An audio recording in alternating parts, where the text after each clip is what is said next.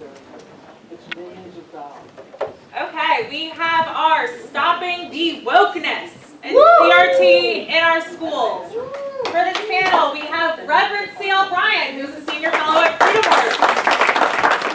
We have Reverend Stephen Kraft, who is the executive director of Christian Citizenship Ministries and is with Camp Constitution.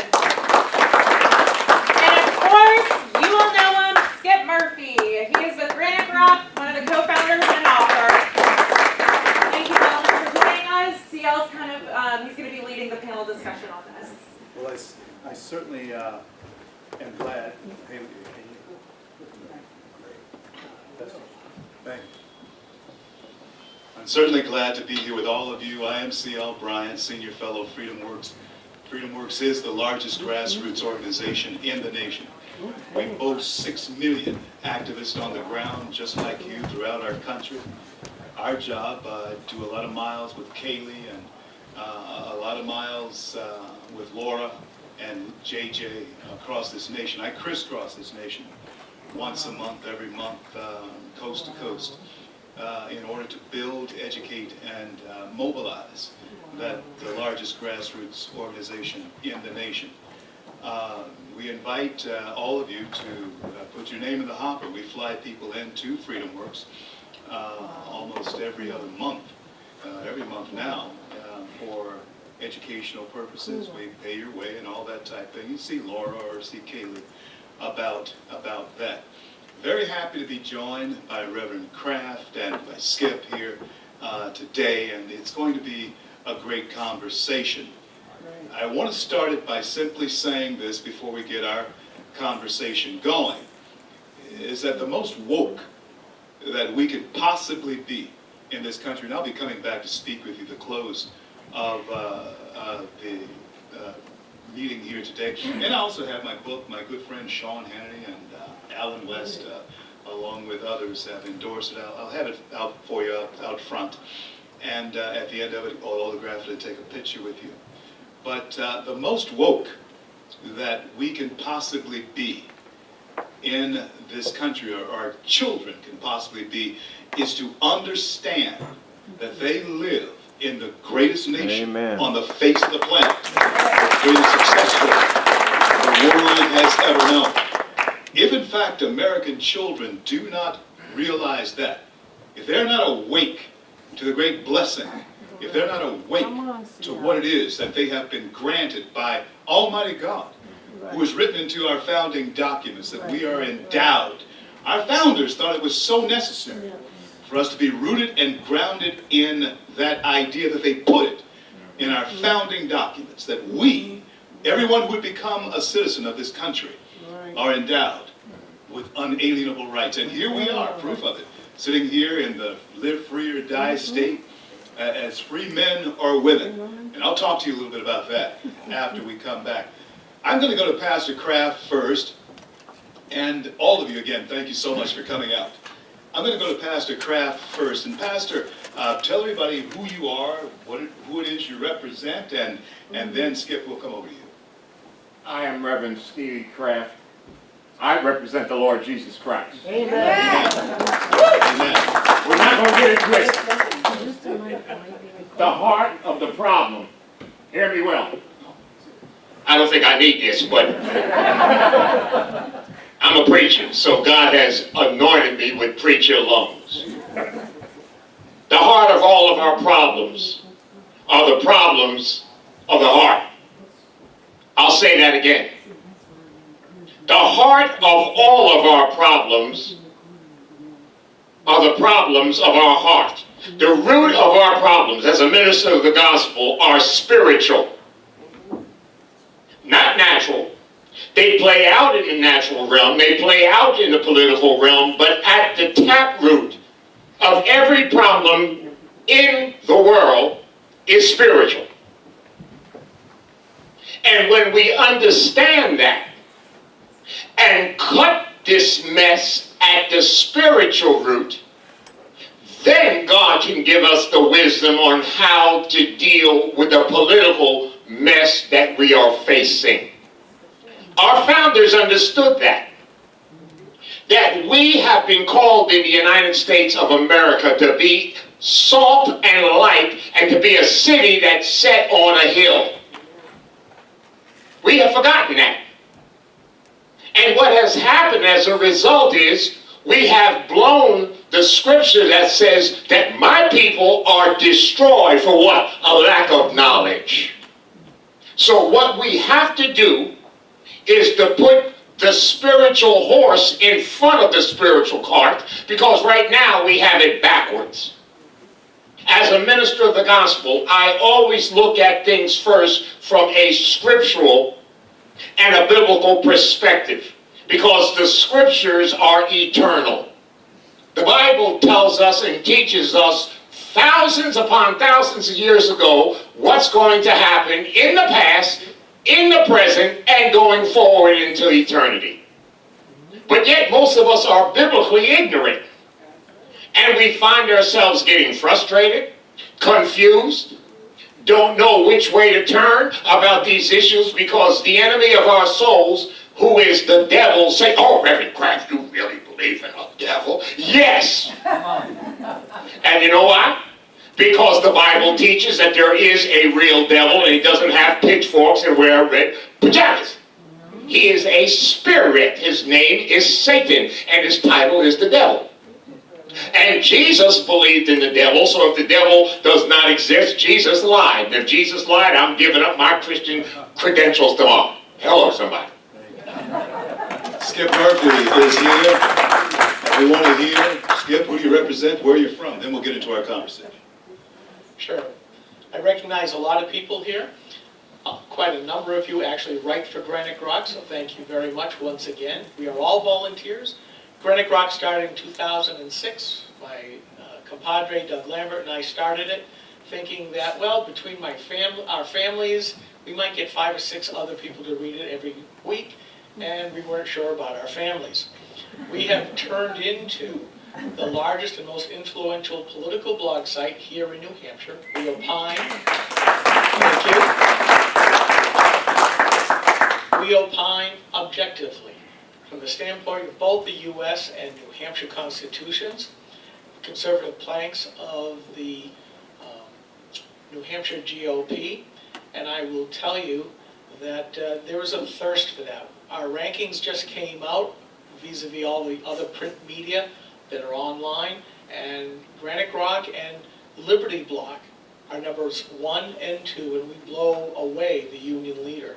Wow. In reach. So there is a thirst for conservatarian thought, opining, and fact-checking that's going on. We also are all political activists. Every single writer, and we're all volunteers, are always moving in the political realm from those standpoint. And going after recalcitrant school boards right now is one of our main focuses. Anne Marie was mentioned earlier. She and I and a few others are bringing that fight, this fight, to the school boards. We are active already in 8 different school boards. A 9th one just decided to bring me upon themselves, the Merrimack Valley School Board. They also agree with the resolution that Fran brought up. They've got it widely on their website. But yeah, if you watched the video earlier this week, you'll understand why. I am suing my school board. Not so much on the CRT, but on the New Hampshire School Board Association's policy JBAP, transgender and non-conforming students. Not because I'm against transgender, but going back to what Jody was talking about and what Jim was talking about when he was up here, school boards don't know their powers and their responsibilities. So for instance, policy JBAP says a transgender student should be called by their preferred name and pronouns. Well, in educational lease, which this has now become established, that's one thing. I am a disciple of Saul Alinsky's Rules for Radicals because it was first used on me when I first started out. So let's work outside of the school board's experience. That is, take that phrase and say, in this state, which is a Dillon's Rule state, where does this subdivision of the state, the school board, gain the power to grant a new right to a minor child to coerce the speech of others? Right. Dillon's Rule state means all subdivisions of the states can only do what the state legislatures have passed as law. Too many school boards have decided we're not going to follow that law. And they've gone rogue. And that's why we're in the situation that we're in. Although I will agree, most of these problems that we're experiencing in today's society are issues of the heart. And a loss of the idea that there is a power above you. These school boards think that they are their own demigods when it comes to school districts. But anyways, to get back, we opine lots. We probably have more new content than almost any other online site here in New Hampshire. Come visit us. Granite for this is the state of New Hampshire, the Granite state. Grok, G-R-O-K, means in Martian, science fiction, to understand fully and deeply. So we understand the politics of Granite Grok fully and deeply. Thank you. All right. Now let's buckle your belts, because we're going to talk about some things here that maybe you don't think about, and some things that you don't investigate or explore. There's a reason why this critical race theory is so easily pushed off on you. I'm going to talk to you a little bit about it later. But when we talk about the 1619 Project, let me tell you something. It's rooted and grounded in absolute lies. First of all, our country was not a country in 1619. That's right. Our country didn't become a nation until actually 1779, when our Constitution was ratified. We didn't become a nation. We declared our independence, of course, you know, in 1776. 1779, after the Constitution was ratified, it was only 86 years, 83, 85 years after then, slavery was abolished. So slavery has not existed in this country for 400 years, because our country is not 400 years old. Yeah. And when our country did become a country, of course, slavery only existed for another 80 years, a generation. And so this is what you don't understand. And gentlemen, we're going to talk about this. We're going to open this can of worms. Black people, because 1619 critical race theory, which is one of the tenets of critical race theory, is founded upon the idea that, well, black people need to be atoned for slavery. Now listen to me. The reason that this is such a fallacious argument is because black people, every man, woman, boy, or girl, only represent 12.8% of the entire population of the United States. Are you hearing me? That's right. So when you have this blanket or this one-size-fit-all type of school district, there are reasons why people live in different states. Because each state, I'm originally from Louisiana, I live in Florida now, but Florida is much different from Louisiana, though they're very southern states, and of course, we're much different in Florida than we are here in New Hampshire. Because there's a different state of mind, there's different flavor, there's different school district, all of that, in your state, that the federal government does want to take over. My question for you, gentlemen, is this. Pastor, we're going to start with you. What is the end game? They are blood poisoning, the bloodstream of our American children, but there has to be an end game. If black folks are only 12%, 0.8% of the population, and dwindling because of abortion, That's right. what is the end game here that's being played on all the rest of you? I'm going to talk to you about it a little bit later on. But Pastor, you take that one on. The end game is revolution. Race wars. The end game is to destroy America. And the reason why Satan wants to destroy America is because what I said earlier. God has ordained America to be the light of the world and the salt of the earth, and to be the foundation for the gospel through the Great Commission to go forth. And like my brother said, the whole idea is simply this. We have to get down to where the rubber meets the road. I graduated from Harvard Divinity School, class of '96. They were teaching this madness back then. I've been out of Harvard. I live in Massachusetts, in Lexington, Massachusetts, where the battle for liberty, the revolution where Paul Revere made his midnight ride and says, the regulars are coming, strap up. It's a time to preach, it's a time to pray, and it's a time to fight. And this is the time to fight. And like CL was just saying, we have to start dealing with the real nitty-gritty. What is it about the race card that gets people's teeth set on edge? And why does this brother here say it? Why is it that the emphasis is on race and on blacks?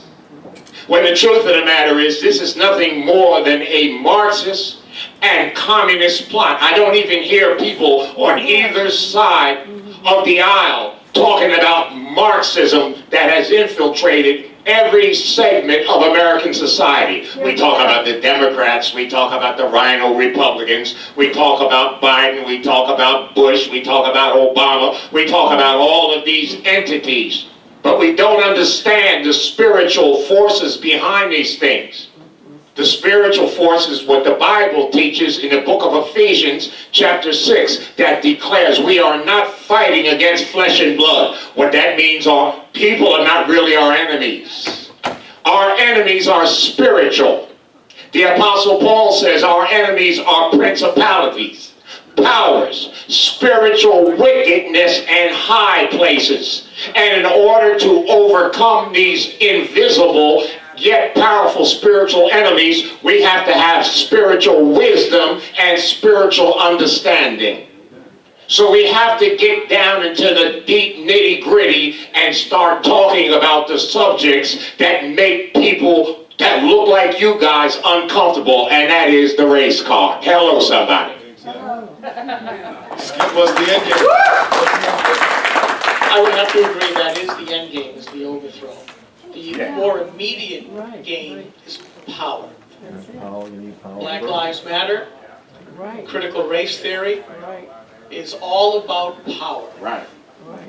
We Americans that are in this room believe in individuality, individual rights given to us by God. Right. Quickly, let me roll through this. When American intellectuals went to Germany back in the 1880s and heard about Marxism and socialism, they thought, this is great. We can be in charge of this social machine called humanity. And they rejected God. They rejected the Constitution. They brought that forward into the 1900s, and we've seen changes ever since. Through the Frankfurt School, the Italian socialist Antonio Gramsci, who basically said, you're not going to win like you did in Russia. Instead, take over the ramparts of culture here in the United States. Make different wedge items than just class and money. We are now reaping that. We saw the new left back in the 60s say, we're not winning. The Weather Underground and such, who tried violent overthrow, they went underground, put on shirts and ties and suit jackets, and went into the teachers' colleges. We are now reaping that now. This is what we are fighting for. Instead of the individual, it is now the group. Instead of we understanding that there is a superior being, God, to whom we have to account to at some point. Amen. Now we're seeing social justice, which is really nothing more than mob justice. Yeah. That instead of individuals, we are nothing more than your skin color. You are a group. And with CRT, I resent and I will fight against the idea that I am responsible for all of the sins preceding me here in America just because of my skin color. I'm sorry, my grandparents, both Swedish and Irish, came over here just before the beginning of the 1900s. I'm not involved. Don't make me guilty that I am, because I will tell you where to go. This is what we have to fight. We cannot allow them to continue to change our language out from underneath us. We have to go back and we have to challenge them, which means you folks have to learn facts and history and debating skills. We have to challenge them. And I will tell you, when you start challenging school boards, it's a lot of fun. They don't understand what their powers are. They don't understand. The best, I spent 3 terms on my budget committee. First thing I did was I learned every single RSA, New Hampshire law, so I knew it better than all of the progressives on the board. It got to the point where I was the only one left. I could stymie every single move that they wanted because all I had to say is, where do you get the power to try to do this? Come on. Give me the RSA. Now I am suing, again, my school board because they are acting beyond any RSA that doesn't exist. If you want to fight, learn the law. Learn the school ed regulations. This is how you can tie them up in knots. And yes, I am part of that group that Jim talked about. We have several of us activists, again, because all of our writers are activists, in those different school districts, writing lots of right to know. So if you need some teaching on how to write a good right to know, they're out on Granite Grok. Write me, skip at granitegrok.com. We'll teach you. And yes, we are using those legal resources. Mine is the first lawsuit. We have others that are just about ready to be launched as well. So the lawyers are behind us, and I'm grateful to the guy with the money who is helping us with all this. We can beat them, one way or the other. You guys also need to get good candidates and get out the vote machine. Fantastic. I'm blessed to be here with these 2 men who are actually firebrands. There's no question about that. So, what do when your little white child comes home and says, I don't feel good about myself today because I learned that because my skin is white, I'm an oppressor. Your little black child comes home and they say, I don't feel good about myself today because I learned because my skin is black. I'm the oppressed, and I'll never be able to catch up or compete. But that's what your children all around this country. I talked. Laura and I were just in Ohio just the other day, and before then, I was in Texas and headed out to Utah here in another week. Could be down in D.C. tomorrow. But let me tell you something, folks. Those are the questions that American parents are hearing from their children, and they're getting the ideas about their inferiority from their teachers. Now, why do they want to do that? Why do you want to enslave the minds of young people, white or black, based on their skin color with such a weighty topic as you're an oppressor and you're the oppressed? Why would they do that? I'll tell you why, and we're going to talk about it right now. It's to enslave them both. It's to capture them both, to make them fearful of each other. And when people are gripped with fear, they're easy to control. Talk to us about it. The Bible says that fear has torment. I have a cabinet sitting over there next to my wife. It says faith over fear because the two are mutually exclusive. My wife and myself, we are running as protest candidates for the Lexington School Board. I don't know how many of you here are familiar with Lexington, Massachusetts, but it's so far left, it's out in the Pacific Ocean. And the whole idea in Lexington that is almost ridiculous is the fact that the demographics in Lexington, Massachusetts is approximately 1% black. And the 1% is me and my wife. Seriously. Everything else is Caucasian and Asian. But God has put into our hearts to run as candidates, as protest candidates, to be the candidates of conscience. Because what the devil has done, as CL has said around the country, is this: to engender spirits of fear, which leads to intimidation, which leads to control, which leads to what Skip says, to power, which leads then to revolution. To conquer through division, and conquer and destroy by dividing the people one against the other. And this whole idea of oppressed versus oppressor, I'm going to show you just how ridiculous this whole mindset is. If you're a woman, I'm not using her as a scapegoat, but since we all know of this woman, I'll use her. Oprah Winfrey. Oprah Winfrey is black. She is a POC, as they say, a person of color. Last time I checked, everybody's a person of color. Because if you're not a person of color, that means you're a ghost. We're all people of color. But like I heard somebody say, I think it was Skip, we must stop letting people define the terminology and the language. Because whosoever defines the terminology wins the debate by default. Hello, somebody. Eh? So we're all people of color. And the whole idea with Oprah Winfrey, she is black.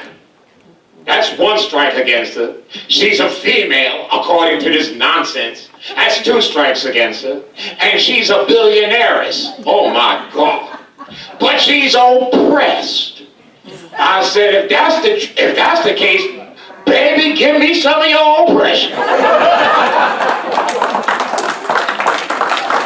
You see how ridiculous this mess is?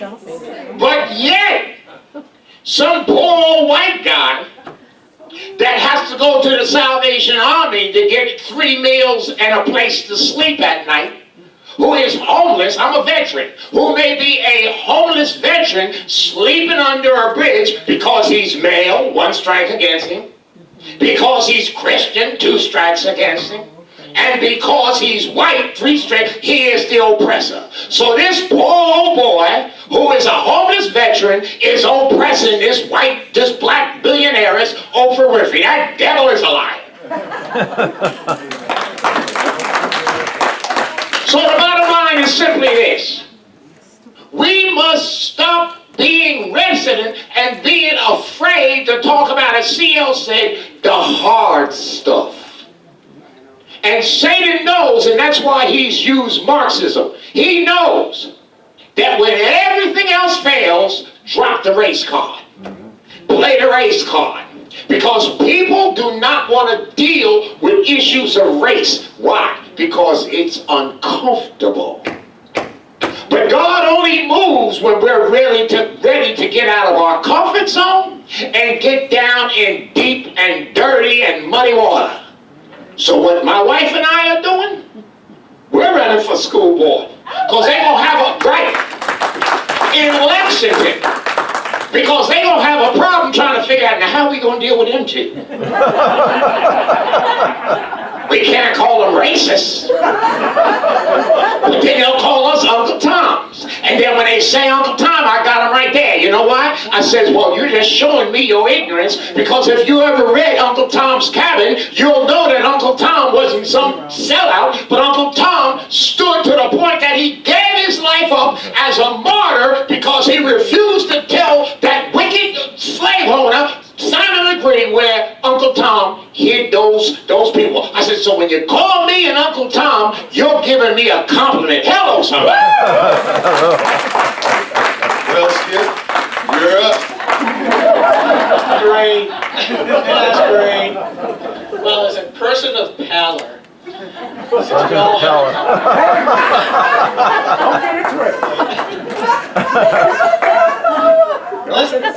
let's just say, the pastor talked about fear. And again, this is about education. And obviously we come to school boards. My school board fears me. Every time I go into a meeting, they don't like me.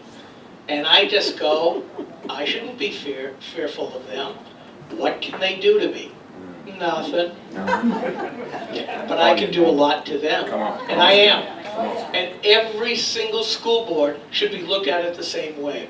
These woke people, wokeness, my definition of a woke person is a self-indulgent, Loathing. a super ego that believes that they hold the moral superiority ground over everybody else. My job is to prick their bubble. That's what all of us should be doing. And you do that again by following the law and knowing more than them. And not letting them hornswoggle you when they try to get you to shut up. You have rights. Governments have power. You have rights. Going back to the legislative panel earlier, I too have a bill in, and I know this sticks in the craw of everybody who attends school board meetings. Usually school board meetings have a public comment session, or two. You get to tell them what you think. They sit there like the Easter Island stone-faced statues, and they say nothing at all. They refuse to respond. I, along with New Hampshire State Rep Judy Aaron, have put in an LSR that says, too bad, this will be a two-way street. If somebody asks, where do you get your power to do this? They have to respond with, here's the RSA.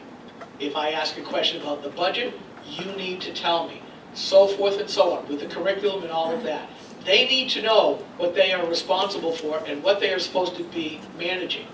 Our goal is to make them scared of us asking indelicate and uncomfortable questions. That is how you get rid of the wokeness in the school board. Then you start saying, you don't report to your staff, you don't report to your principals, and you don't certainly respond to your principal. This is where they get to learn that they report to you, that they are not in charge, you are in charge. All government begins at your kitchen table. Come on. Don't ever forget that.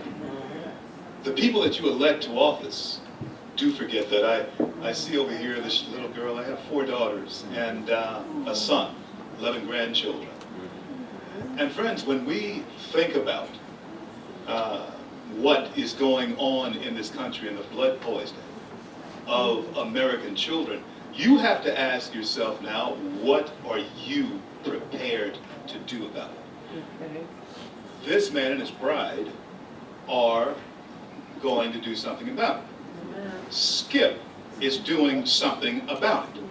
And as we begin to wrap the panel here today, the question has to go to you. What are you prepared to do about it? And what I mean, I'm not talking about going out and causing anarchy or anything like that, but you must be prepared to run for office. Right. You just can't talk this talk anymore. Right. It is time now for men and women of courage to step forward and save our republic. Because, friends, it is truly in danger. I'm going to talk to you about that a little bit later on. We're getting the hook, guys. I believe that we have had a really good chance. I think we have questions, do we? Is that what you want? Yes, we have Okay, 10 minutes here for we go. questions, not All quite right. the hook yet, CL. All right. Does anybody have any questions for our panel? Over here.